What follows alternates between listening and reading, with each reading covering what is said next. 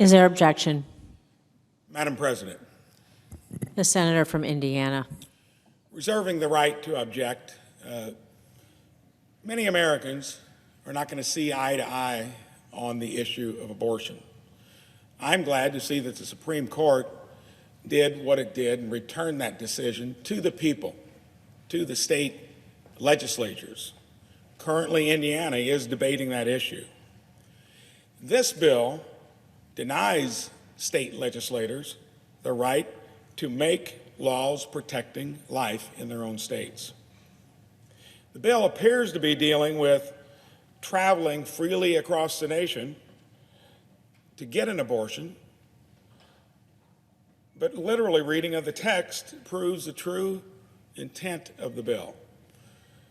It is, I think, a backdoor into trying to upend what neighboring state legislatures, should be their responsibility. It should be the people in their state that make the decision.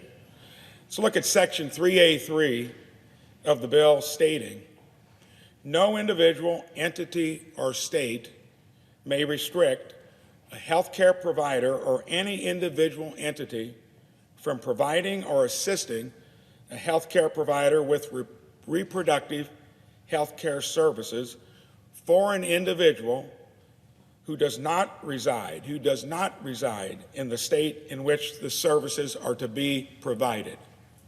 Section 3A1, 3A2 of the bill specifically include the phrase lawful in the state.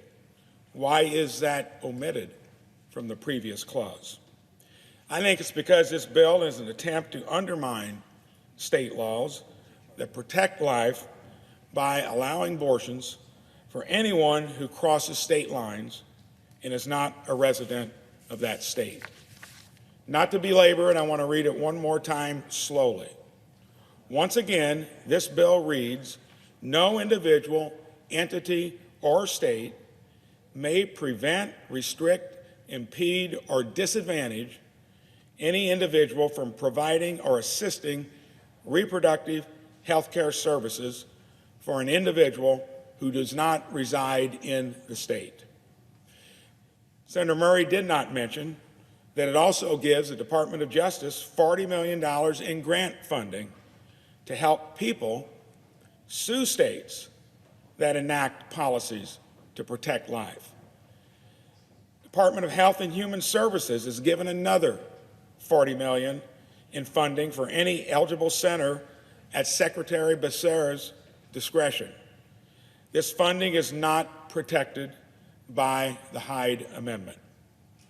We should not spend $80 million to undermine state laws on life or impose a legislative backdoor for abortion on demand across the nation.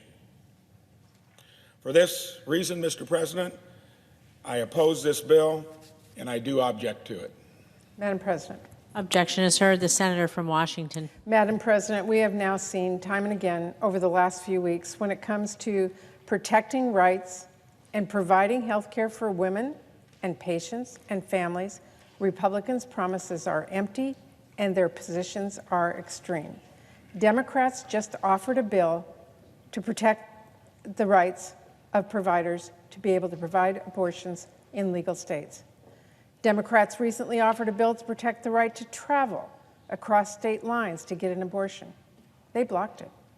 We offered a bill to expand our nation's longstanding family planning program.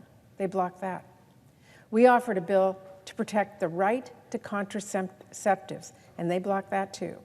Today, again, we offered a bill simply to protect doctors performing legal abortions, and they blocked that too. Each one of these bills was incredibly straightforward. Each one of these is common sense. Each time, Republicans have stood in the way of basic protections of America's reproductive freedoms. Democrats are not giving up. And as we saw last night, the American people are not either. We are going to fight for the right to an abortion. We are going to fight for doctors who are doing their jobs and doing what is best for their patients. We are going to fight for women making their own decisions about their own bodies, their families, and their futures.